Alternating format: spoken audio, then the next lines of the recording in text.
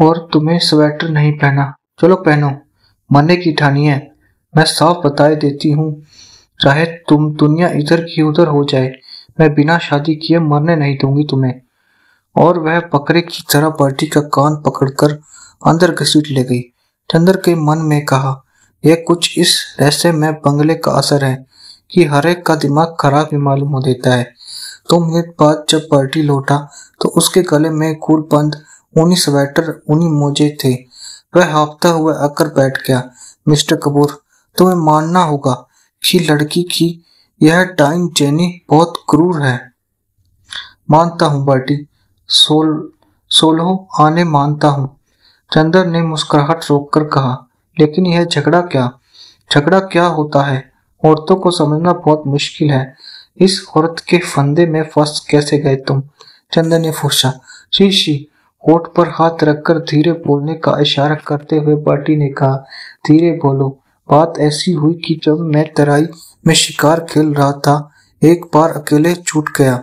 यह एक पेशेनर forest guard की अनब्याही लड़की थी, शिकार में बहुत होशियार। मैं भटकते हुए पहुंचा तो इसका बाप बीमार था।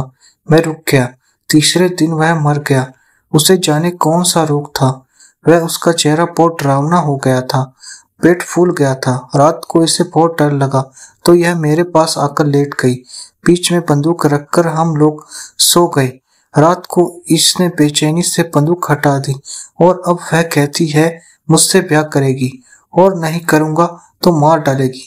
पम्मी भी मुझसे बोली, तुम्हें अब ब्याह करना ही होगा, अब मजबूरी है मिस्टर कपूर।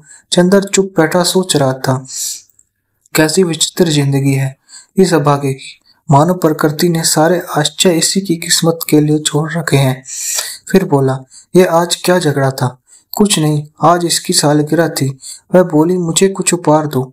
मैं बहुत देर तक सोचता रहा, क्या दूं इसे? कुछ समझ में नहीं आया तो बहुत देर सोचने के बाद मैंने सोचा, इसे इसका पति होने जा रहा हूँ, इसे एक प्रेमी उपहार में दे दूं। मैंने एक मित्र से कहा कि तुम मेरी भावी पत्नी से आज शाम को प्रेम कर सकते हो। वह राजी हो गया। मैं ले आया। चंदर जोर से हंस पड़ा। हंसो मत मिस्टर कपूर। पट्टी कोट गंभीर बनकर बोला, इसका मतलब यह है कि तुम औरतों को समझते ही नहीं। देखो, एक औरत उसी चीज को ज्यादा पसंद करती है, उसी के प्रति समर्पण करती है जो उसकी जिंदगी में नहीं होता। मसलन एक औरत है जिसका ब्याह हो गया है या होने वाला है, उसे यदि एक नया प्रेमी मिल जाए तो उसकी प्रसन्नता का ठिकाना नहीं रहता। वह अपनी पति की बहुत कम परवाह करेगी अपने प्रेमी के सामने। अगर कारी लड़की है तो वह अपने प्रेमी की भावनाओं की पूरी तौर से हत्या कर सकती है यदि उसे एक पति मिल जाए तो। मैं तो समझता हूँ कि कोई भी पति अपनी पत्नी को यदि कोई अच्छा उपहार दे सकता है तो वह है नया प्रेमी, और कोई प्रेमी अपनी रानी को यदि कोई अच्छा उपहार दे सकता है तो वह उसे एक पति प्रदान कर दे। तुम्हारी अभी शादी तो नहीं हुई ना, तो तुम प्रेम तो जरूर करते होगे। सिर मत हिलाओ, मैं यकीन नहीं कर सकता। मैं इतने साल तुम्हें दे रहा हूँ कि अगर तुम किसी लड़की से प्यार करते हो तो ईश्वर के वास्ते उसे शादी मत करना। तुम मेरा किस्सा सुन चुके हो। अगर दिल से प्यार करना चाहते हो और चाहते हो कि लड़की जीवन भर तुम्हारी कृतज्ञ रहे तो तुम उसकी शादी करा देना। यह लड़कियों के सेक्स जीवन का अंतिम सत्य है। हाँ, बर्टी हंस पड़ा। चंदर को लगा जैसे आग की लपट उसे तपा रही है। उसने भी तो यही किया है सुधा के साथ। जैसे बर्टी कितने विचित्र स्वरों में कह रहा है। उसे लगा जैसे इस प्रेत लोक में सारा जीवन विपरीत दिखाई देता है। वहाँ साधना की पवित्रता भी कीचड़ और पागलपन में उलझकर गंदी हो जाती है। जी, कहाँ बर्टी की बातें और कहाँ उसकी सुधा। वह उठकर खड़ा हुआ, जल्दी से विदा मांगकर इस तरह भागा जैसे उसके पैरों के नीचे अंगारे छिपे हो। फिर उसे नींद नहीं आई, चैन नहीं आया। रात को सोया तो वह बार बार चौंक सा उठा। उसने सपना देखा कि वह बहुत पूरा कपूर का पहाड़, बहुत बड़ा मुलायम कपूर की बड़ी बड़ी चट्टानें हैं। इतनी पवित्र खुशबू की आत्मा बेले का फूल बन जाए। वह और सुधा सौरभ की चट्टानों के बीच चढ़ रहे हैं। केवल वह है है जहां चंदर जाता है। कपूर की चट्टानों पर इंद्रधनुष खिल जाते हैं और सुधा अपने बादलों के आंचल में इंद्रधनुष को फूल बटोरती चलती है। सहसा एक चट्टान हिली और उसमें से एक भयंकर प्रेत निकला, एक सफेद कंकाल जिसके हाथ में अपनी खोपड़ी और एक हाथ में जलती मशाल। उस मुंडहीन कंकाल ने खोपड़ी हाथ में लेकर चंदर को दिखाई। खोपड़ी हंसी और बोली, देखो जिंदगी का अंतिम सत्य यह है कि, और अपने हाथ ही मशाल ऊंची कर दी। यह कपूर का पहाड़, यह बादलों की साड़ी, यह किरणों की परिधान, यह इंद्रधनुष के फूल, यह सब झूठे हैं। यह मशाल जो अपने एक स्पर्श में इस सबको पिघला देती। उसने अपनी मशाल एक ऊंचे शिखर से छुआ दी। वह शिखर धड़क उठा। पिघलती हुई आग एक धार बरसाती नदी की तरह उमड़कर बहने लगी। भागो सुधा भागो, चंदर ने चीख कर कहा। भागो। सुधा भागी, चंदर भागा और वह पिघली हुई आग की महानदी लहराते हुए अजगर की तरह उन्हें अपनी कुंजलिका में लपेटने के लिए चल पड़ी। शैतान हंस पड़ा। हाँ हाँ हाँ। चंदर ने देखा सुधा शैतान की गोद में थी। चंदर चौंक कर जाग गया। पानी बंद था लेकिन घनघोर अंधेरा था और पिशानी की तरह पागल हवा पेड़ों को झकझोर रही थी, जैसे युग के जमे हुए विश्वासों को उखाड़ फेंकना चाहती हूँ। चंदर कांप रहा था, उसका माथा पसीने से तर था। वह उठकर नीचे आया। उसके कदम ठीक नहीं पड़ रहे थे। बरामदे की बत्ती जलाई। महाराजन उठी का हुआ भैया? उसने पूछा। कुछ नहीं, अंदर सोऊंगा, चंदर ने कहा। सुधा के कमरे में जाकर बत्ती जलाई। सुधा की चारपाई पर लेट गया, फिर उठा। चारों ओर दरवाजे बंद कर दिए कि कहीं कोई फिर ऐसा सपना बाहर के भयंकर अंधेरे में चला न आए। लेकिन बर्टी की बातों से अंदर ही अंदर उसके मन में न जाने कहाँ क्या टूट गया हो जो फिर बन नहीं पाया। अभी तक उसे अपने पर गर्व था, विश्वास था। अब कभी कभी वह अपने व्यक्तित्व का विश्लेषण करने लगा था। वह अब कभी कभी अपने विश्वासों पर सिर ऊंचा करने के बजाय उसने सामने फेंक देता। वह एक निष्पक्ष वैज्ञानिक की तरह उनकी चीर फाड़ करता, उनकी सस्वप परीक्षा किया करता। अभी तक उसके विश्वास का संबल था, अब किसी ने उसे तर्क का अस्त्र दे दिया था। जाने किस राक्षसी प्रेरणा से उसने अपनी आत्मा को छीनना शुरू किया। इस तर्क वितर्क अविश्वास के भयंकर जल प्रलय की तरह लहर ने उसे एक दिन नरक के किनारे ले आ जा पटका। सुधा का खत आया था। दिल्ली में पापा अपने कुछ काम से रुके थे। सुधा की तबीयत खराब हो गई थी। अब वह 2-3 रोज में आ जाएगी। लेकिन चंदर के मन में एक अजब सा असर हुआ था इस खत का। सुधा का पत्र नहीं आया था। सुधा दूर थी। तब वह खुश था, वह उल्लसित था। सुधा का पत्र आते ही सहसा वह उदास हो गया। उदास तो क्या, उसे उबाई सी आने लगी। उसे यह सब सहसा पता नहीं एक नाटक सा लगने लगा था। वह बहुत सस्ता नीचे स्तर का नाटक। उसे लगता था कि ये सब चारों ओर का त्याग, साधना, सौंदर्य, यह सब झूठ है। सुधा भी अनंत तो रोकता वह साधारण लड़की है जो कार्य जीवन में प्रति और विवाहित जीवन में प्रेमी की भूखी है। वह भी शैतान की पूर्णता हारा नहीं था। वह लड़ने की कोशिश करता था लेकिन वह हार रहा था, यह भी उसे मालूम था। चंदर ने जिस कर्व से उस जीत में साथ दिया था वही कर्व उसकी हार के साथ दे रहा था। उसने मन में सोच लिया था कि वह सुधा से, सभी लड़कियों से, इस सारे नाटक से नफरत करता है। सुधा का विवाह होना ही था, सुधा को विवाह करना ही था। सुधा के आंसू झूठे थे। चंदर सुधा को ना भी समझता तो तुम फिर सुधा विवाह करती ही, तब फिर विश्वास काहे का, त्याग काहे का। विश्वास टूट चुका था, गर्व जिंदा था। गर्व घमंड में बदल गया था, घमंड नफरत में, और नफरत नसों में चूर चूर कर देने वाली उदासी में। सुधा जब आई तो उसने चंदर को बिल्कुल बदला हुआ पाया। एक बात और हुई जिसने भी आग सुलगा दी। वह लोग दोपहर को 1 बजे लगभग आए जबकि चंदर कॉलेज गया था। पापा को आते ही नहा धोकर सोने चले गए। सुधा और बिनती ने आते ही अपने कमरे की सफाई शुरू की। कमरे की सारी किताबें झाड़ी, कि कपड़ों ठीक किए, मोजे साफ की। उसके बाद कमरा धोने लग गई। पिंकी बाल्टी में पानी भर कर लाने लगी। सुधा झाड़ू से फर्श धोने लगी। हाथों में चूड़े अब भी थे, पाँव में बिछियां और मांग में सिंदूर। चेहरा बहुत पीला पड़ गया था। सुधा का चेहरे की हड्डियां निकल आई थी। आंखों में रोशनी भी मैली पड़ गई थी। वह जाने क्यों कमजोर भी हो गई थी। झाड़ू लगाते लगाते सुधा पिंकी से बोली, आज मालूम पड़ता है मैं आदमी हूँ। कल तक वह हैवान थी। पापा को भी जाने क्या सूझा, उन्हें भी साथ दिल्ली ले गए। मैं तो शर्म से मर जाती थी। थोड़ी देर बाद चंदर आया। बाहर से ही उसे मालूम हो गया था सब लोग आ गए हैं। उसे जाने क्यों ऐसा लग रहा था वह उल्टे लौट जाए। वह अगर इस घर में गया तो जाने उससे क्या अनर्थ हो जाएगा। लेकिन वह बढ़ता ही गया। स्टडी रूम में जाकर डॉक्टर साहब सो रहे थे। वह लौटा। उसने अपने कपड़े उतारने के लिए ड्राइंग रूम की ओर चला।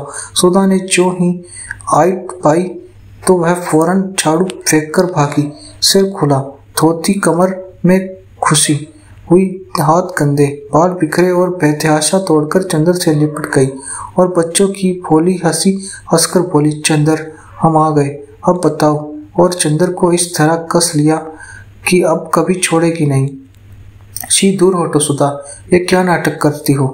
आज तुम बच्ची नहीं हो। सुधा को बड़ी रुखाई से परे हटाकर अपने कोट पर से सुधा के हाथ से लगी हुई मिट्टी झाड़ते हुए चंदर चुपचाप अपने कमरे में चला गया। सुधा पर जैसे बिजली गिर पड़ी हो। वह पत्थर की तरह खड़ी रही। फिर जैसे लड़खड़ाती हुई अपने कमरे में गई। चारपाई पर लेटकर फुट फुट कर रोने लगी। चंदर सुधा से नहीं बोला। डॉक्टर साहब के जगते ही उसने बातें करने लगा। शाम को वह साइकिल लेकर घूमने निकल गया। लौटकर ऊपर छत पर चला गया।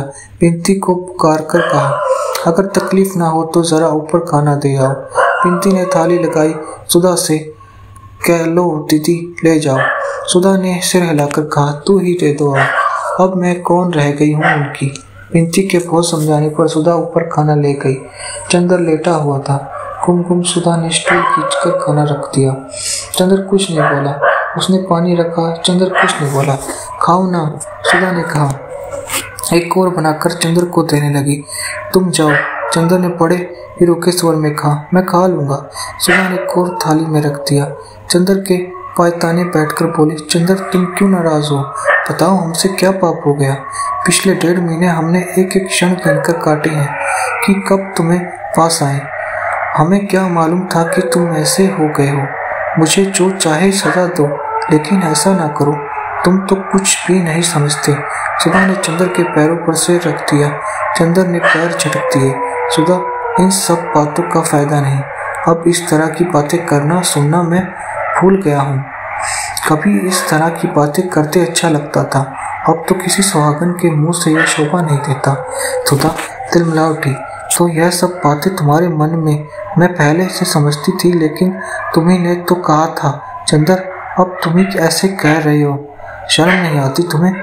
और सुधा ने हाथ से ब्याह वाले चूड़े उतार कर छत पर फेंक दिए। पिचियां उतारने लगी और पागलों की तरह फटी आवाज में बोली, जो तुमने कहा मैंने किया, अब जो कहोगे वह करूंगी। यह चाहते हो ना। तो अंत में उसने अपनी पिचियां उतार कर छत पर फेंक दी। चंदर कांप गया। उसने इस रिश्ते की कल्पना भी नहीं की थी। पिंकी पिंकी उसने घबराकर पुकारा।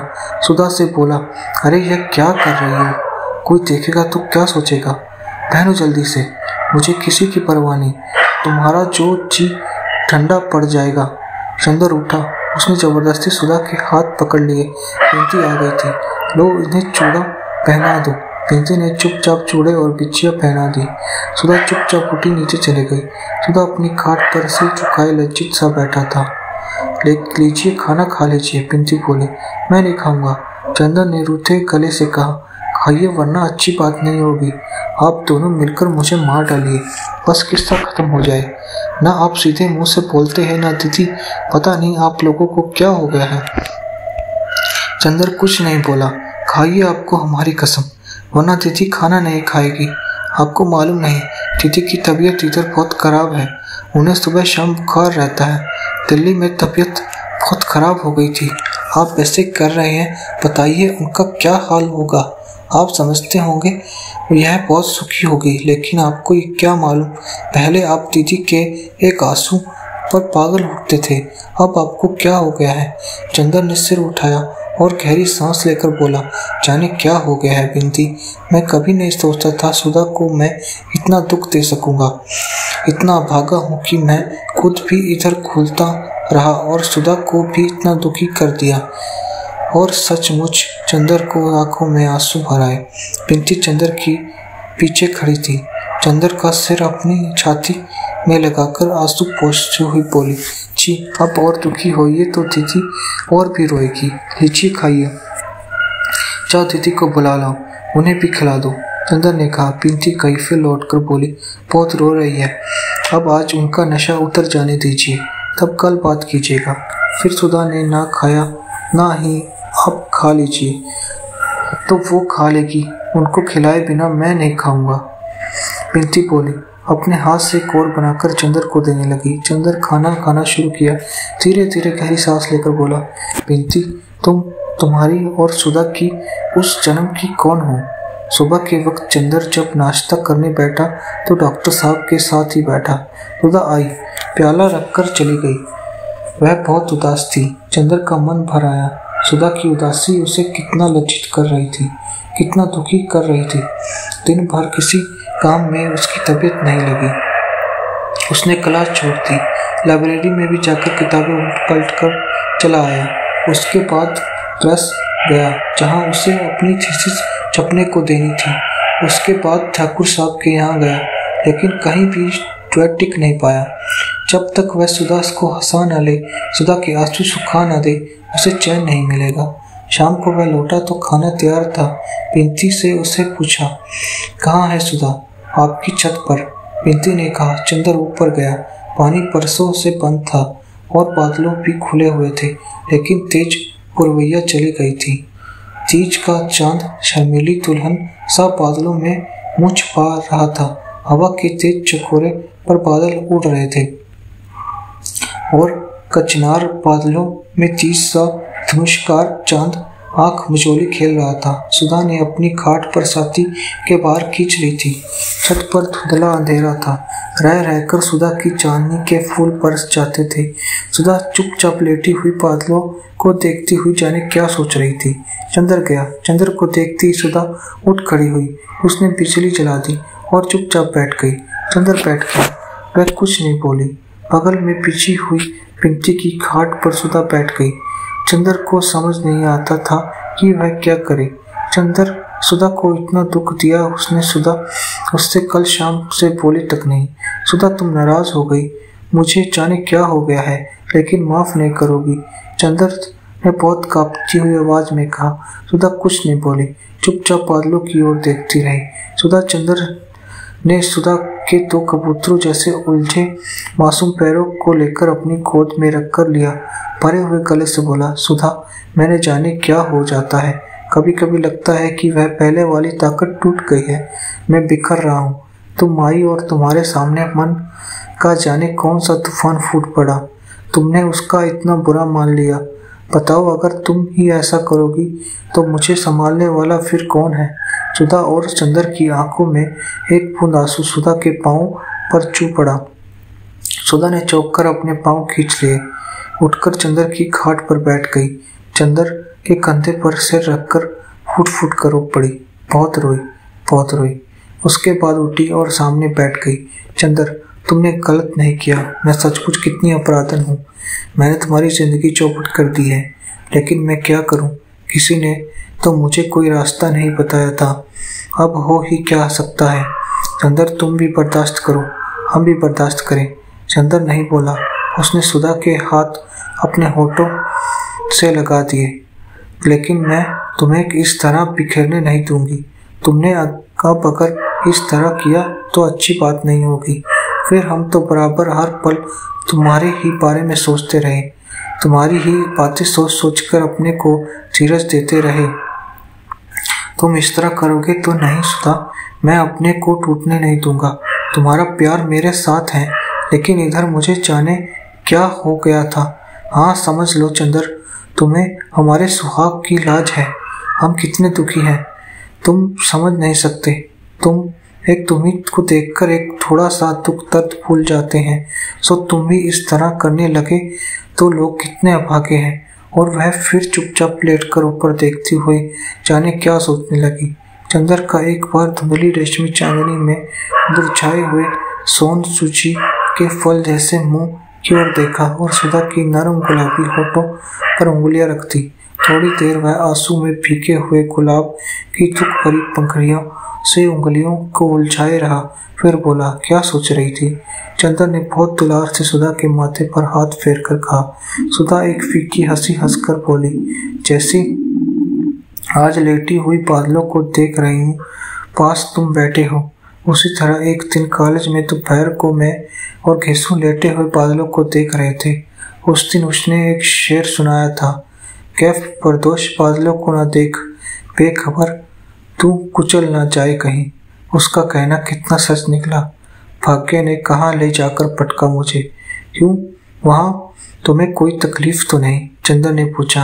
हाँ, समझते तो सब यही हैं, लेकिन जो तकलीफ है वह मैं ही जानती हूँ, पिंती जानती है। सुधा ने गहरी सांस लेकर कहा। वहाँ आदमी भी बने रहना का अधिकार नहीं है। क्यों? चंदर ने पूछा। क्या बताए तुम्हें चंदर, कभी कभी मन में आता है कि डूब मरूं, ऐसा भी जीवन होगा मेरा। यह कभी मैं नहीं सोचती थी। सुधा ने कहा। क्या बात है, बताओ ना, चंदर ने पूछा। बता दूंगी देवता, तुमसे भला क्या छुपाऊंगी, लेकिन आज नहीं, फिर कभी। सुधा ने, तुम परेशान मत हो, कहा तुम दुनिया, काश कि कभी तुम्हारी गोद में अलग ना होती मैं। सुधा ने अपना मुंह चंदर की गोद में छुपा लिया।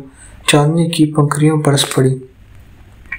उल्लास और रोशनी का मलय पवन फिर लौट आया था। फिर एक बार चंदर सुधा और बिंती के प्राणों की विभोर कर गया था। सुधा को महीने भर बाद ही जाना है। सुधा भूल गई थी कि सांजापुर से भी उसका कोई नाता है।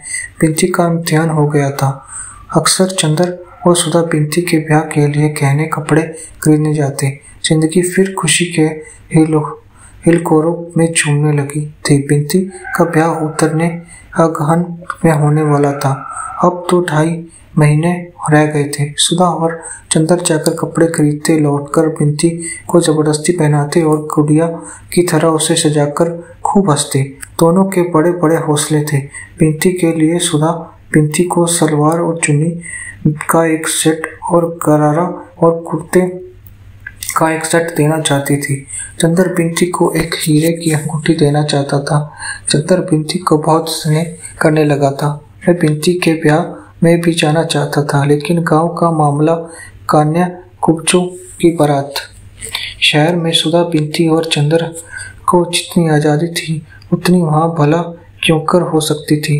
फिर कहने वालों की जबान, कोई क्या कह बैठे, यही सब सोचकर सुधा ने चंदर को मना कर दिया था, इसलिए कि सुधा का बचपन लौट आया था। दिन भर उसकी शरारतों किलकारियों से घर हिलता था। सुधा ने चंदर को इतनी ममता से डुबो लिया था कि एक क्षण वह चंदर को अपने से अलग नहीं रहने देती थी।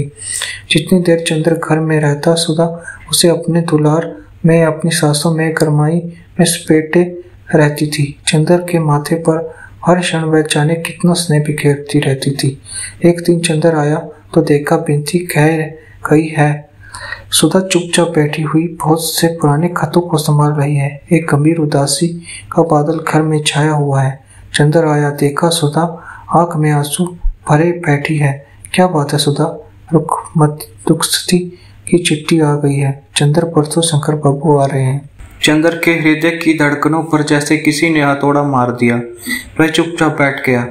अब सब खत्म हुआ चंदर, सुधा ने बड़ी ही करुणा मुस्कान से कहा। अब साल भर के लिए विदा, और उसके बाद जाने क्या होगा। चंदर कुछ नहीं बोला, वहीं लेट गया और बोला, सुधा दुखी मत हो, आखिर कैलाश इतना अच्छा है, शंकर बाबू इतने अच्छे हैं, दुख किस बात का रहा। मैं सशक्त रहूंगा, तुम मेरे लिए मत घबराओ। सुधा एक टक चंदर की ओर देखती रही, फिर बोली, चंदर तुम्हारे जैसे सब क्यों नहीं होते, तुम सचमुच इस दुनिया के योग्य नहीं हो, ऐसे ही बने रहना। चंदर मेरे, तुम्हारी पवित्रता ही मुझे जिंदा रख सकेगी, वरना मैं तो जिस नरक में जा रही हूँ तुम उसे नरक क्यों नहीं कहती हो। मेरी समझ में नहीं आता, तुम नहीं समझ सकते। तुम अभी बहुत दूर हो इन सब बातों से। लेकिन सुधा बड़ी देर तक चुप रही, फिर खत सब एक और खिसका दिए। बोली, चंदर, उनमें सब कुछ है, वे बहुत अच्छे हैं, बहुत खुले विचार के हैं, मुझे बहुत चाहते हैं, मुझ पर कहीं से कोई बंधन नहीं। लेकिन इस सारे स्वर्ग का मोल जो देखकर चुकाना पड़ता है, उससे मेरी आत्मा का कण कण विरोध कर रुकता है। सहसा घुटनों में मुंह छुपाकर रो पड़ी। चंदर उठा, सुधा के माथे पर हाथ रखकर बोला, छी, रो मत सुधा, अब तो जैसा है जो कुछ भी है बर्दाश्त करना पड़ेगा। कैसे करूं चंदर, वह इतने अच्छे हैं और इसके अलावा इतना अच्छा व्यवहार करते हैं कि मैं उनसे क्या कहूँ, कैसे कहूँ। सुधा बोली, जाने दो सुधी, जैसी दुनिया हो वैसा निभा करना चाहिए, इसी में सुंदरता है। और जहाँ तक मेरा ख्याल है, वैवाहिक जीवन के प्रथम चरण में ही यह नशा रहता है, फिर किसको यह सूझता है। आओ चलो चाय पिए, उठो, पागलपन नहीं करते, परसों चली जाओगी, रुलाकर नहीं जाना होता, उठो। चंदर ने अपने मन से चुकुत्सा पीकर उठकर बहुत स्नेह से कहा। सुधा उठी, चाय ले आई। चंदर ने अपने हाथ से एक कप में चाय बनाई और सुधा को पिलाकर उसी में पीने लगा। चाय पीते पीते सुधी बोली, चंदर, तुम ब्याह मत करना, तुम इसके लिए नहीं बने हो। चंदर सुधा को हंसाना चाहता था। चल स्वार्थी कहीं की, क्या करूं, ब्याह ना करूं, जरूर करूंगा, और जनाब दो करूंगा। अपने आप तो कर लिया, मुझे उपदेश दे रही है। सुधा हंस पड़ी। चंदर ने कहा, बस ऐसे ही हंसते रहना हमेशा, हमारी याद करके। अगर रोई तो समझ लो हम उसी तरह फिर अशांत हो उठेंगे जैसे अभी तक थे। फिर प्याला सुधा के होठों से लगाकर बोला, अच्छा सुधी, कभी तुम सुनो कि मैं इतना पवित्र नहीं रहा जितना कि मैं हूँ, तो तुम क्या करोगी? कभी मेरा वक्तव्य अगर बिगड़ गया तब क्या होगा? होगा क्या? मैं रोकने वाली कौन होती हूँ? मैं खुद ही क्या रोक पाई अपने को। लेकिन चंदर, तुम ऐसे ही रहना, तुम्हें मेरे प्राणी की सौभाग्य है, तुम अपने को बिगाड़ना मत। चंदर हंसा, नहीं सुधा, तुम्हारा प्यार मेरी ताकत है, मैं कभी गिर नहीं सकता जब तक तुम मेरी आत्मा में गुंदी रही हो। तीसरे दिन शंकर बाबू आए। सुधा चंदर के पैरों में धूल माथे पर लगाकर चली गई। इस बार वह रोई नहीं, शांत थी, जैसे वध स्थल पर जाता हुआ बेबस अपराधी। जब तक आसमान में बादल रहते हैं तब तक झील में बादलों की छा रहती है। बादलों के खुल जाने के बाद कोई भी झील उन्हीं छा को सुरक्षित नहीं रख पाती।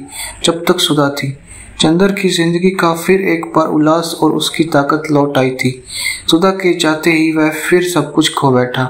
उसके मन में कोई स्वास्थ्य नहीं रहा। लगता था जैसे वह एक जलागार है जो बहुत गहरा है, लेकिन जिसमें हर चांद, सूरज, सितारे, बादल की छा पड़ती है।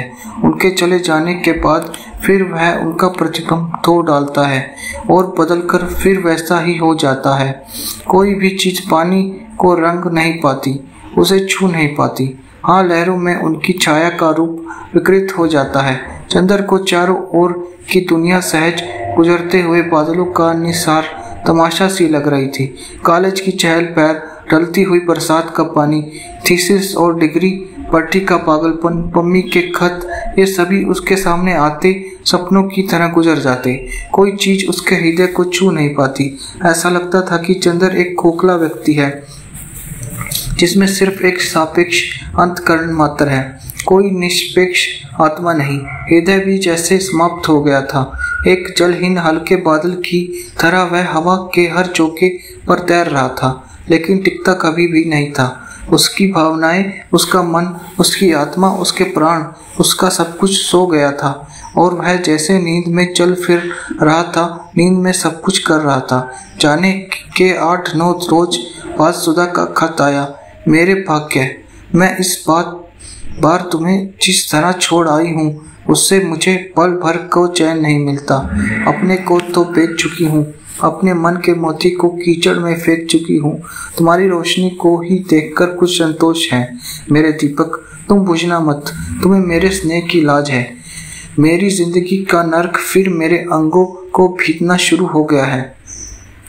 तुम कहते हो कि जैसे को निभा करना चाहिए।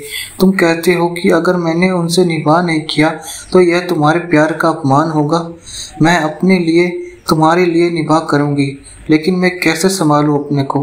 दिल और दिमाग बेबस हो रहे हैं। नफरत से मेरा खून उबला जा रहा है। कभी कभी जब तुम्हारी सूरत सामने होती है तो जैसे अपना सुख दुख भूल जाती हूँ। लेकिन अब जो जिंदगी का तूफान जाने कितना तेज होता जा रहा है कि लगता है तुम्हें भी मुझसे खींचकर अलग कर देगा। लेकिन तुम्हें अपने देवत की कसम, तुम मुझे अब अपने हृदय से दूर ना करना। तुम नहीं जानते कि तुम्हारी याद के सहारे यह नरक झेलने में समर्थ हूँ। तुम मुझे कहीं छुपा लो, मैं क्या करूँ? मेरा अंग अंग मुझ पर व्यंग्य कर रहा है। आंखों की नींद खत्म है। पाँव में इतना तीखा दर्द है कि कुछ कह नहीं सकती। उठते बैठते चक्कर आने लगा है। कभी कभी बदन कांपने लगता है। आज वह बरेली गए हैं तो लगता है मैं आदमी हूँ। तभी मुझे लिख भी रही हूँ। तुम दुखी मत होना। चाहती थी कि तुम्हें ना लिखूं, लेकिन बिना लिखे मन नहीं मानता। मेरे अपने तुमने तो यही सोचकर यहाँ भेजा था, इससे अच्छा लड़का नहीं मिलेगा। लेकिन कौन जानता था कि फूल में कीड़े भी होंगे। अच्छा, अब माजी नीचे बुला रही है, चलती हूँ। देखो, अपने किसी खत का इन सब बातों का जिक्र मत करना और इसे फाड़कर फेंक देना। तुम्हारी अभागिन सुधी। चंदर को खत मिला तो एक बार जैसे उसकी मूर्छा टूट गई। उसने खत लिया और बिंती को बुलाया। बिंती हाथ में साग और दलिया लिए आई, पास बैठ गई। चंदर ने वह खत बिंती को दे दिया। बिंती ने पढ़ा और चंदर को वापस दे दिया। वह चुपचाप तरकारी काटने लगी। वह उठा और चुपचाप अपने कमरे में चला गया। थोड़ी देर बाद बिंती चाय लेकर आई। चाय रखकर बोली, आप दीदी को कब खत लिख रहे हैं? मैं नहीं लिखूंगा। चंदर बोला, क्यों? क्या लिखूं बिंती? कुछ समझ में नहीं आता। कुछ चलाकर चंदर ने कहा। बिंती चुपचाप बैठ गई। थोड़ी देर बाद चंदर बड़े मुलायम स्वर में बोला, बिंती, एक दिन तुमने कहा था कि मैं देवता हूँ, मुझ पर गर्व है। आज भी तुम्हें मुझ पर गर्व है? पहले से ज्यादा। बिंती बोली, अच्छा ताजुब है। चंदर बोला, अगर तुम जानती कि आजकल कभी कभी मैं क्या सोचता हूँ तो तुझे ताजुब होता है।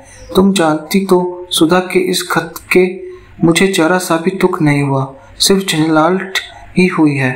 मैं सोच रहा था क्यों सुधा इतना स्वांग भरती है दुख और अत्यंत का। किस लड़की को यह सब पसंद नहीं?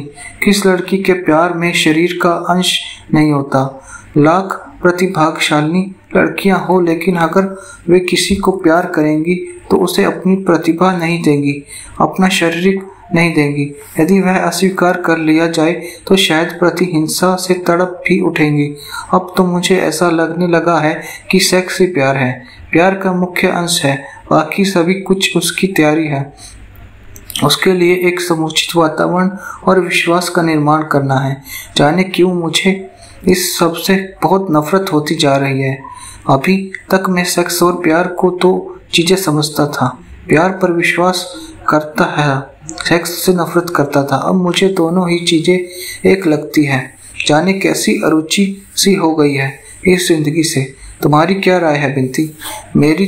अरे हम बेपढ़े लिखे आदमी, हम क्या आपसे बात करेंगे। लेकिन एक बात है, ज्यादा पढ़ना लिखना अच्छा नहीं होता। क्यों? चंदर ने पूछा।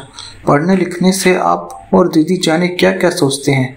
हमने देहात में देखा है कि वहाँ लड़कियां समझती हैं कि उन्हें क्या करना है, इसलिए कभी इन सब बातों पर अपना मन नहीं बिगड़ती।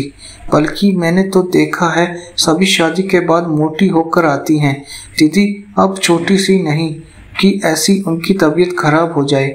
यह सब मन में घुटने का नतीजा है।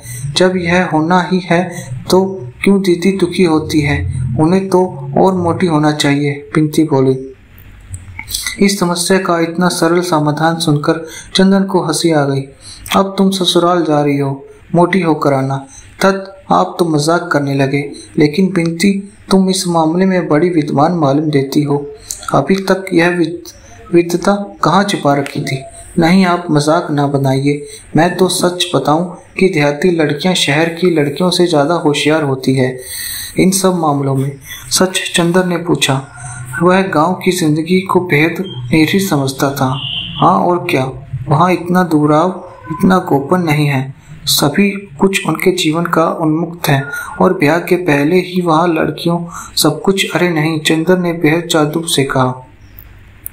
लो, यकीन नहीं होता आपको? मुझे कैसे मालूम हुआ इतना? मैं आपसे कुछ नहीं छिपाती। वहाँ तो सब लोग इसे इतना स्वाभाविक समझते हैं जितना खाना पीना, हंसना बोलना। बस लड़कियां इस बात का सचेत रहती है कि किसी मुसीबत में ना फंसे। चंदर चुपचाप बैठ चाय पीता रहा।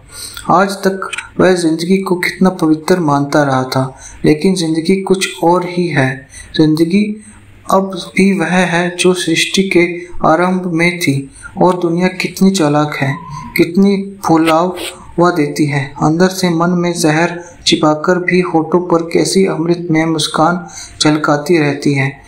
यह बिनती जो इतनी शांत, संयम और भोली लगती थी, इसमें भी सभी गुण भरे हैं। इस दुनिया में चंदर ने जिंदगी को परखने में कितना बड़ा धोखा खाया। जिंदगी यह है मांस, सलता और प्यास, और उसके साथ साथ अपने को छिपाने की कला। वह बैठा बैठा सोचता रहा। सहसा उसने पूछा, बिनती, तुम भी हयात में रही हो, सुधा भी। तुम लोगों की जिंदगियों में बस सब कुछ आया। बिनती क्षण भर चुप रही, फिर बोली, क्यों, क्या नफरत करोगे सुनकर? नहीं, जितनी नफरत और अरुचि दिल में आ गई है उससे ज्यादा आ सकती है। भला बताना चाहो तो बता दो। अब मैं जिंदगी को समझना चाहता हूँ, वास्तविकता के स्तर पर। चंदर ने गंभीरता से पूछा। मैंने आपसे कुछ नहीं छुपाया, ना अब छुपाऊंगी। पता नहीं क्यों दीदी से सबसे ज्यादा आप पर विश्वास जमता जा रहा है। सुधा दीदी की जिंदगी में तो सब कुछ नहीं आ पाया। वे बड़ी विचित्र सी थी, सबसे अलग रहती थी, पढ़ती और कमल के पोखरे में फूल तोड़ती थी। बस मेरी जिंदगी में चंदर ने चाय का प्याला खिसका दिया। जाने किस भाव से उसने बिनती के चेहरे की ओर देखा। वह शांत थी, निर्विकार थी, बिना किसी हिचक के कहती जा रही थी। चंदर चुप था। बिनती ने अपने पाँव से चंदर के पाँव की उंगलियां दबाते हुए पूछा, क्या सोच रहे हैं आप? सुन रहे हैं आप? जाने दो, मैं नहीं सुनूंगा। लेकिन तुम मुझ पर इतना विश्वास क्यों करती हो? चंदर ने पूछा। जाने क्यों? यहाँ आकर मैंने दीदी के साथ अपना व्यवहार देखा है, फिर पम्मी वाली घटना हुई। मेरे तन मन में एक विचित्र सी श्रद्धा आपके लिए छा गई। जाना कैसी अरुचि मेरे मन में दुनिया के लिए थी, आपको देखकर मैं फिर स्वस्थ हो गई। ताज्जुब है, तुम्हारे मन की अरुचि दूर हो गई दुनिया के प्रति और मेरे मन की अरुचि बढ़ गई। कैसे अंतर विरोध होते हैं मन की प्रतिक्रियाओं में। एक बात पूछूं बिनती, तुम मेरे इतने समीप रही हो, सैकड़ों बार ऐसा हुआ होगा जो मेरे विषय में तुम्हारे मन में शंका पैदा कर देता है। तुम सैकड़ों बार मेरे सिर को अपने वृक्ष पर रखकर मुझे सांत्वना दे चुकी हो। तुम मुझे बहुत प्यारी हो, लेकिन तुम जानती हो मैं तुम्हें प्यार नहीं करता हूँ। फिर यह सब क्या है, क्यों है? बिनती चुप रही। पता नहीं क्यों, मुझे इसमें कोई पाप नहीं दिखा, और कभी दिखा भी तो मन ने कहा आप इतने पवित्र हैं, आपका चरित्र इतना ऊंचा है कि मेरा पाप भी उसको छूकर पवित्र हो जाएगा। लेकिन बिनती, बस। बिनती ने चंदर को टोककर कहा, इससे अधिक आप कुछ मत पूछिए, मैं हाथ जोड़ती हूँ। चंदर चुप हो गया। चंदर जितना सुलझाने का प्रयास कर रहा था, चीजें उतनी ही उजलती जा रही थी। सुधा ने जिंदगी का एक पक्ष चंदर के सामने रख दिया था। बिनती उसे दूसरी दुनिया में खींच लाई। कौन सच है, कौन झूठ है, वह किसका तिरस्कार करे, किसको स्वीकार करे। अगर सुधा गलती पर है तो चंदर का जिम्मा है। चंदर ने सुधा की हत्या की है, लेकिन कितनी भीषण है दोनों बहनें। बिनती कितनी व्यवहारिक, कितनी यथार्थ संयत, सुधा कितनी आदर्श, कितनी कल्पना में, कितनी सूक्ष्म, कितनी ऊंची, कितनी सुकुमार और पवित्र है। जीवन की समस्याओं के अंतर विरोधों में जब आदमी दोनों पक्षों को समझ लेता है, तब उसके मन में एक ठहराव आ जाता है। वह भावना से ऊपर उठकर स्वच्छ बौद्धिक धरातल पर जिंदगी को समझने की कोशिश करने लगता है। चंदर अब भावना से हटकर जिंदगी को समझने की कोशिश करने लगता है। वह अब भावना से डरता था, भावना के तूफान में इतनी ठोकरें खाकर अब उसने बुद्धि की शरण ली थी और एक पलायनवादी की तरह भावना से भागकर बुद्धि की एकाग्रता में छिप गया था। कभी भावुकता से नफरत करता था, अब वह भावना से ही नफरत करने लगा था। इस नफरत का भोग सुधा और बिंती दोनों को ही भुगतना पड़ा। सुधा को उसने एक ही खत नहीं लिखा, बिंती से एक दिन भी ठीक से बातें नहीं की। जब भावना और सौंदर्य के उपासक को बुद्धि और वास्तविकता की ठेस लगती है तब वह सहसा कुटुता और व्यंग्य से उबल उठता है। इस वक्त चंद्र का मन भी कुछ ऐसा ही हो गया था। जाने कितने जहरीले कांटे उसकी वाणी में उग आए थे, जिन्हें वह कभी भी किसी को चुपनाने से बाज नहीं आता था। एक निर्मम निरपेक्षता से वह अपने जीवन की सीमा में आने वाले हर व्यक्ति को कुटुता के जहर से अभिषेक करता चलता था। सुधा को वह कुछ लिख नहीं सकता था। मम्मी यहाँ थी नहीं, ले देखकर बची अकेली बिंती, जिसे इतने जहरीले बाणों का शिकार होना पड़ रहा था। सितंबर बीत रहा था, वह गांव जाने की तैयारी कर रही थी। डॉक्टर साहब ने दिसंबर तक की छुट्टी ली थी। वे भी गांव जाने वाले थे। शादी के महीने भर पहले उनका जाना जरूरी था। चंद्र खुश नहीं था, नाराज नहीं था। एक स्वर्ग कुष्ठ देवदूत जैसे पिशाचों ने खरीद लिया हो, उन्हीं की तरह वह जिंदगी के सुख दुख को ठोकर मारता हुआ किनारे खड़ा सभी पर हंस रहा था, खास तौर पर नारी पर। उसके मन का सारा जहर बिखरने लगा था। उसमें उसे यह भी अक्सर ध्यान नहीं रहता था कि वह किससे क्या बात कर रहा है। बिंती सब कुछ चुपचाप सहती जा रही थी। बिंती को सुधा की तरह रोना नहीं आता था, ना उसकी चंद्र इतनी परवाह करता था जितनी सुधा की। दोनों में बातें भी बहुत कम होती थी, लेकिन बिंती मन ही मन दुखी थी। वह क्या करे। एक दिन उसने चंद्र के पैर पकड़कर बहुत अनयन से कहा, आपको यह क्या होता जा रहा है? अगर आप ऐसे ही करेंगे तो हम दीदी को लिख देंगे। चंद्र बड़ी भावनिक हंसी हंसा, दीदी को क्या लिखोगी? मुझे अब उसकी परवाह नहीं। वह दिन गए बिंती, बहुत बन लिए हम। हाँ चंद्र बाबू, आप लड़की होते तो समझते। सब समझता हूँ मैं, कैसा दोहरा नाटक खेलती है लड़कियाँ। इधर अपराध करना, उधर मुखबरी करना। बिंती चुप हो गई। एक दिन जब चंद्र कॉलेज से आया तो उसके सिर में दर्द हो रहा था। वह आकर चुपचाप लेट गया। बिंती ने आकर पूछा तो बोला, क्यों, मैं बतलाऊं कि क्या है? तुम मिटा दोगी?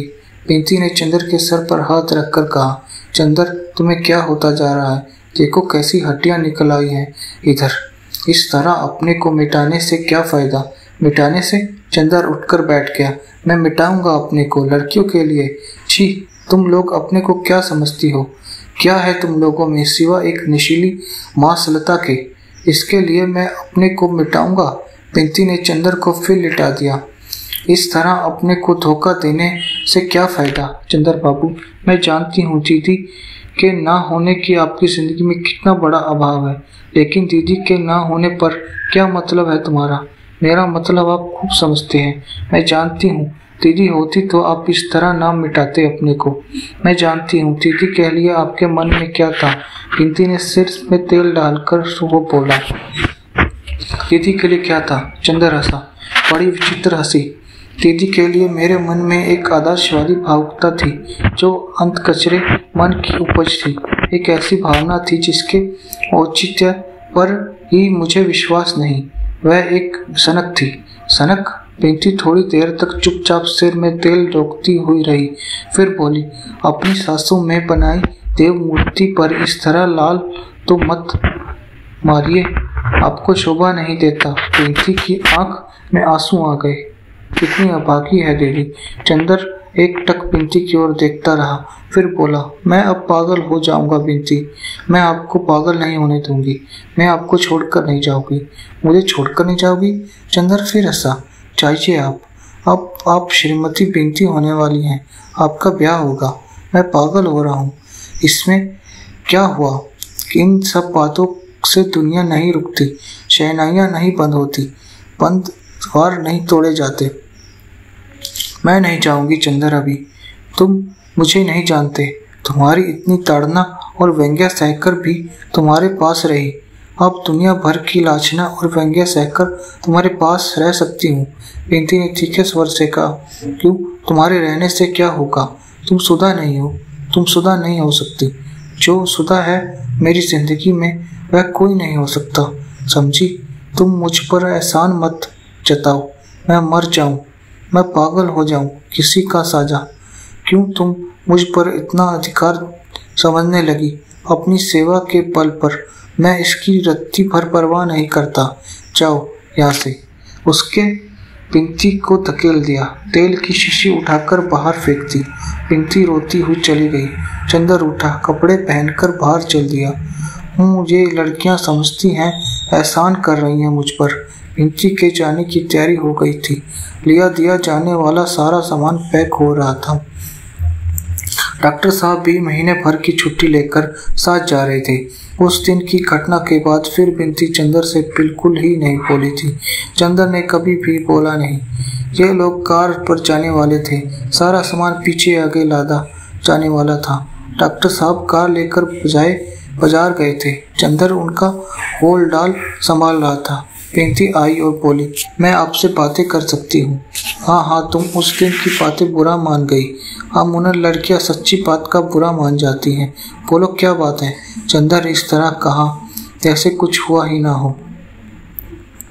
बिंती की आंखों में आंसू थे। चंदन, आज मैं जा रही हूँ। हाँ, यह तो मालूम है। उसी का इंतजाम कर रहा हूँ। पता नहीं मैंने क्या अपराध किया है। चंदर की तुम्हारा स्नेह खो बैठी। ऐसा ही था चंदर, तो आते ही इतना स्नेह तुमने दिया ही क्यों ना। मैं तुमसे कभी भी दीदी का स्थान नहीं मांग रही हूँ। तुमने मुझे गलत क्यों समझा? नहीं बिंती, मैं अब स्नेह इत्यादि पसंद नहीं करता। पूर्ण परिपक्व मनुष्य हूँ और ये सब भावनाएं अब अच्छी नहीं लगती मुझे। स्नेह वगैरह की दुनिया अब मुझे बड़ी उथली लगती है। तभी चंदर, इतने दिन मैंने रोते रोते बिताए। तुमने एक बार पूछा भी नहीं, जिंदगी में सिवा दीदी और तुम्हारे कौन था? तुमने मेरे आंसुओं की परवाह नहीं की। तुम्हें कसूर नहीं देती। कसूर मेरा ही होगा चंदर। नहीं, कसूर की बात नहीं बिनती। औरतों के रोने की कहाँ तक परवाह की जाए? वे कुत्ते बिल्ली तक के लिए उतने जी दुख से रोती हैं। खैर चंदर, ईश्वर करे तुम जीवन भर इतने मजबूत रहो। मैंने अगर कभी तुम्हारे लिए कुछ किया, वैसे किया भी क्या, लेकिन अगर कुछ भी किया तो सिर्फ इसलिए किया कि मेरे मन की जाने कितनी ममता तुमसे जीत लेगी। हाँ, मैं हमेशा इस बात के लिए पागल रहती थी कि तुम्हें जरा सी भी ठेस न पहुंचे। मैं क्या कर डालूं तुम्हारे लिए? तुम्हारे व्यक्तित्व ने मुझे जादू में बांध लिया था। तुम मुझसे कुछ भी कहने के लिए कहते तो मैं हिचक नहीं सकती थी, लेकिन खैर तुम्हें मेरी ज़रूरत नहीं थी। तुम पर भार हो उठती थी। मैंने अपने को खींच लिया। अब कभी तुम्हारे जीवन में आने का साहस नहीं करूँगी। यह भी कैसे कहूँ कि कभी तुम्हें मेरी ज़रूरत पड़ेगी। मैं जानती हूँ कि तुम्हारे तूफानी व्यक्तित्व के सामने मैं बहुत तुच्छ हूँ, तिनके से भी तुच्छ। लेकिन आज जा रही हूँ। अब कभी यहाँ आने का साहस ना करूँगी। लेकिन क्या चलते वक्त आशीर्वाद भी ना दोगे? कुछ आगे का रास्ता ना बताओगे? बिंती ने झुककर चंदन के पैर पकड़ लिए। सिसक सिसक कर रोने लगी। चंदन ने बिंती को उठाया, पास की कुर्सी पर बैठा दिया, सिर पर हाथ रखकर बोला, आशीर्वाद देवताओं से मांगा जाता है। मैं तो प्रेत हो चुका हूँ बिंती। चंदन एकांत चाहता था। वह चंदर को मिल गया था। पूरा घर खाली, एक महाराजन, माली और नौकर, और सारे घर में सिर्फ सन्नाटा। उस सन्नाटे का प्रेत चंदर चाहे जितना टूट जाए, चाहे जितना भी खबर जाए, लेकिन चंदर हारने वाला नहीं था। वह हार भी जाए, लेकिन हार स्वीकार करना उसे आता ही नहीं था। उसके मन में अब सन्नाटा था। अपने मन के पूजा गृह में स्थापित सुधा की पावन प्रांजल देव मूर्ति को उसने कठोरता से उठाकर बाहर फेंक दिया था।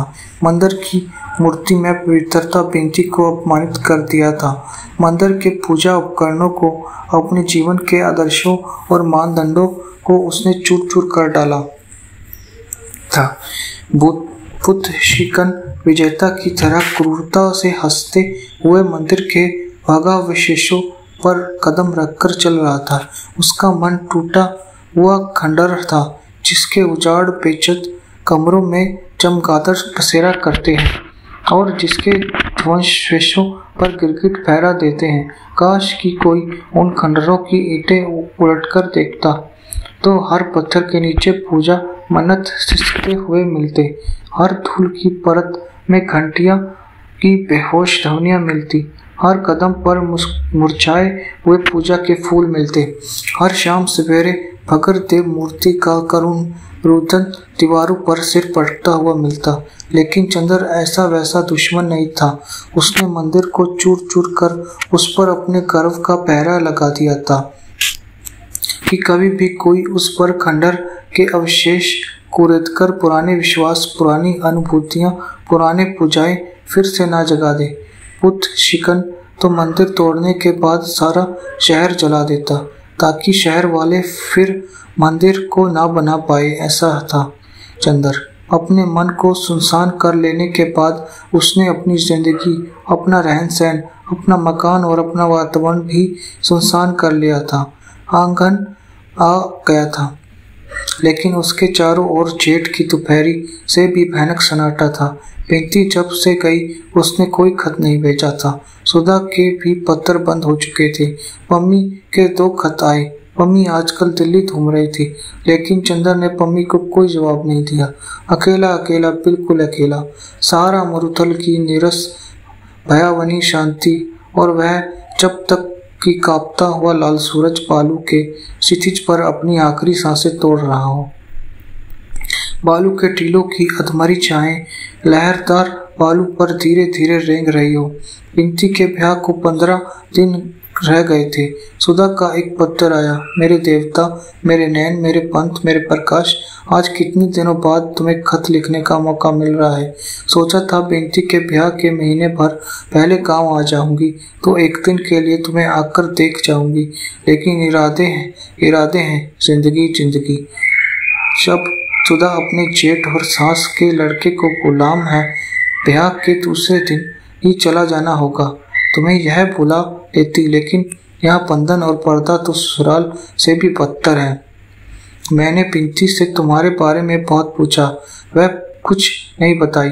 पापा से इतना मालूम हुआ कि तुम्हारी थीसिस छपने गई है, कॉन्वोकेशन नजदीक है। तुम्हें याद है वायदा था कि तुम्हारा गाउन पहनकर मैं फोटो खिंचवाऊंगी। वह दिन याद करती हूँ तो जाने कैसा होने लगता है। एक कन्वोकेशन की फोटो खींचकर जरूर भेजना। क्या तुमने पिंकी को कुछ दुख दिया था? पिंकी हर दम तुम्हारी बात पर आंसू भर लाती है। मैंने तुम्हारे भरोसे पिंकी को वहाँ छोड़ा था। मैं उससे दूर, माँ का सुख उसे मिला नहीं, पिता मर गए। क्या तुम उसे इतना भी प्यार नहीं दे सकते? मैंने तुम्हें बार बार सहेज दिया था। मेरी तंदुरुस्ती और कुछ ठीक है लेकिन जाने कैसी है। कभी कभी सिर में दर्द होने लगता है, जी मचलने लगता है। आजकल वह बहुत ध्यान रखते हैं लेकिन वे मुझको समझ नहीं पाए।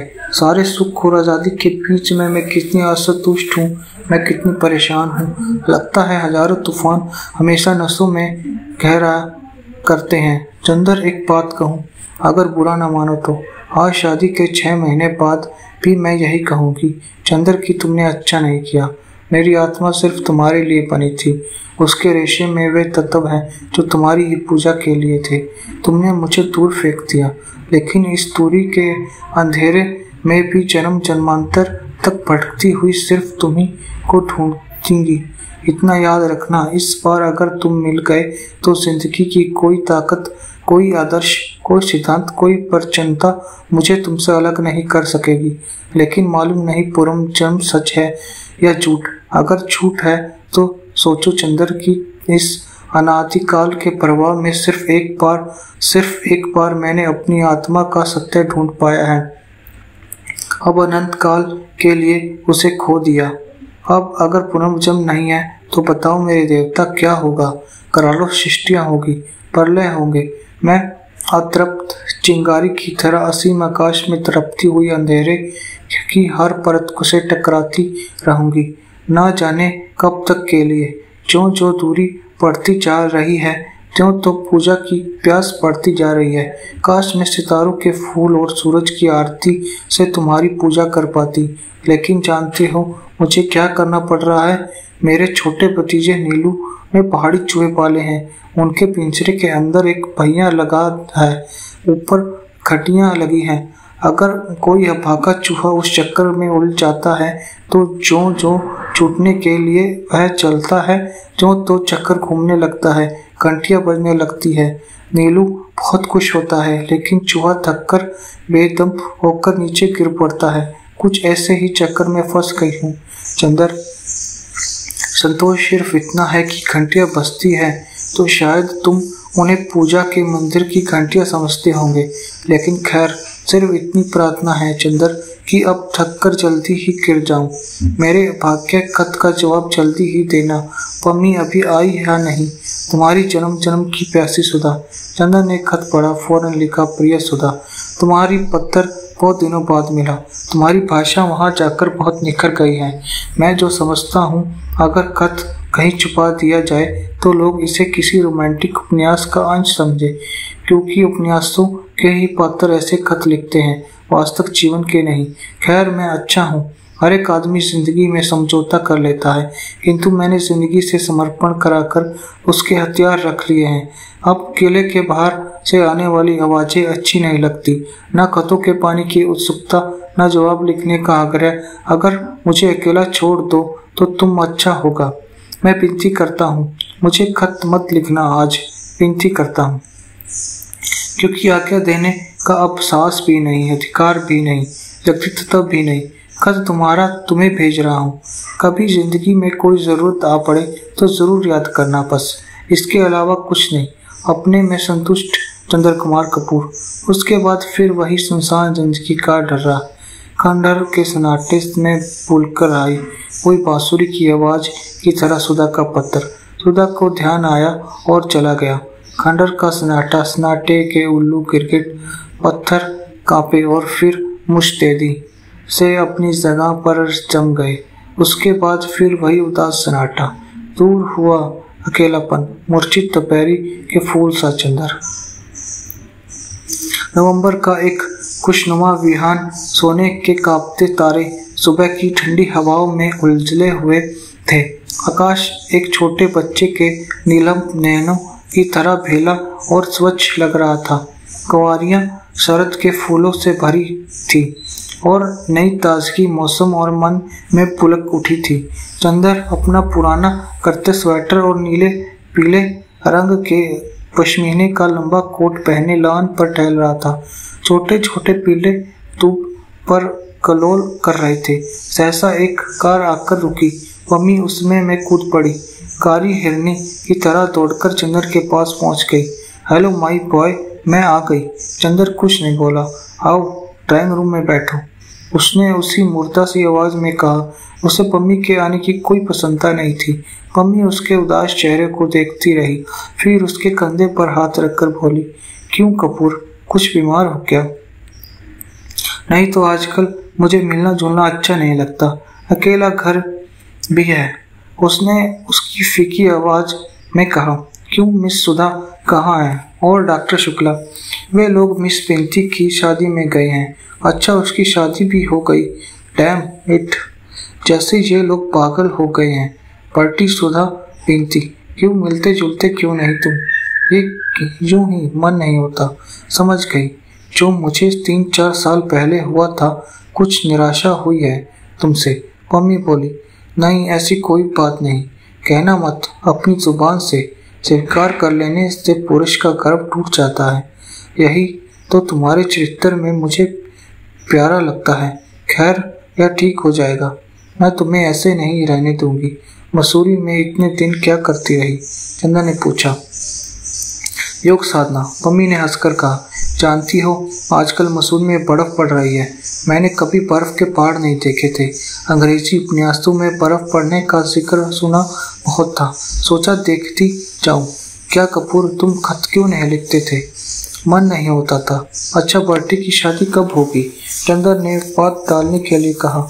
हो भी गई, मैं आ भी नहीं पाई। कि सुनते ही जैनी एक दिन पर्टी को पकड़कर खींच ले गई। पादरी से बोली, अभी शादी करवा दो। उसने शादी करा दी। लौटकर जैनी ने पर्टी का शिकारी सूट फाड़ डाला, अच्छा सा सूट पहना दिया। बड़े विचित्र हैं दोनों। एक दिन सर्दी के वक्त पर्टी स्वेटर उतारकर जैनी के कमरे में गया तो मारे गुस्से के जैनी ने शिवा पतलून के सारे कपड़े उतारकर पर्टी को कमरे से बाहर निकाल दिया। मैं तो जब से आई हूँ रोज नाटक देखती हूँ। हाँ देखो, यह तो मैं भूल ही गई थी। उसने अपनी जेब से पीतल की एक छोटी सी मूर्ति निकालकर मेज पर रखी। एक पोटिया औरत उसे बेच रही थी। मैंने इसे मांगा तो वह बोली, यह सिर्फ मर्दों के लिए है। मैंने पूछा क्यों? तो बोली, इसे अगर मर्द पहन ले तो उसकी किसी औरत का जादू नहीं चलता। वह औरत या तो मर जाती है या भाग जाती है, उसका ब्याह किसी दूसरे से नहीं हो जाता है। तो मैंने सोचा तुम्हारे लिए लेती चलूं। चंदर ने देखा वह ओवलितेश्वर की मयानी मूर्ति थी। उसे हंसकर ले लिया, फिर बोला, और क्या लाई हो अपने लिए? अपने लिए ये एक नया रहस्य लाई हूँ। क्या? इधर देखो मेरी ओर, मैं सुंदर लगती हूँ? चंदर ने देखा, पम्मी 18 साल की लड़की सी लगने लगी है। चेहरे के कोने भी जैसे घोल हो गए थे। मुंह पर बहुत ही भोलापन आ गया था। आंखों में कारापन आ गया था। चेहरे पर सोना और केसर चंपा हर श्रृंगार खुल मिल गए थे। सचमुच पम्मी, लगता है जैसे कौमार्य लौट आया है।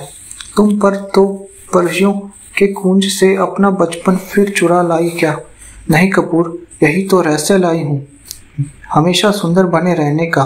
परियों के कुंजों से नहीं, गुनाहों के कुंजों से।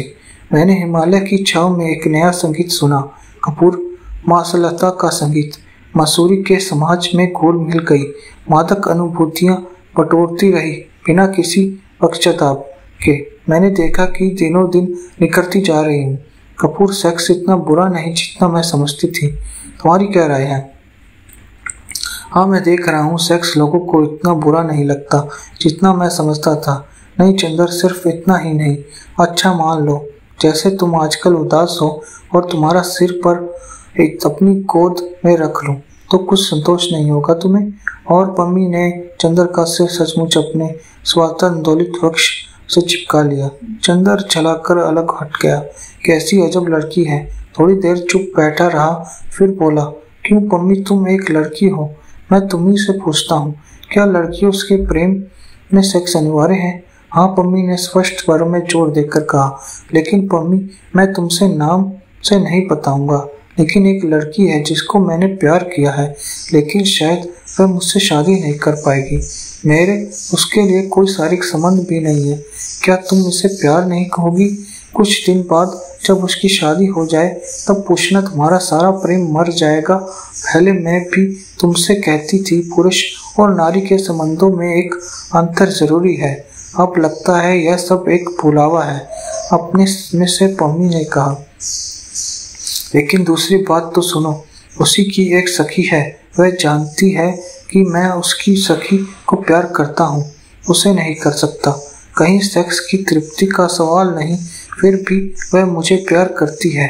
इसे तुम क्या कहोगी? चंदर ने पूछा। यह और दूसरे ढंग की परिस्थिति है।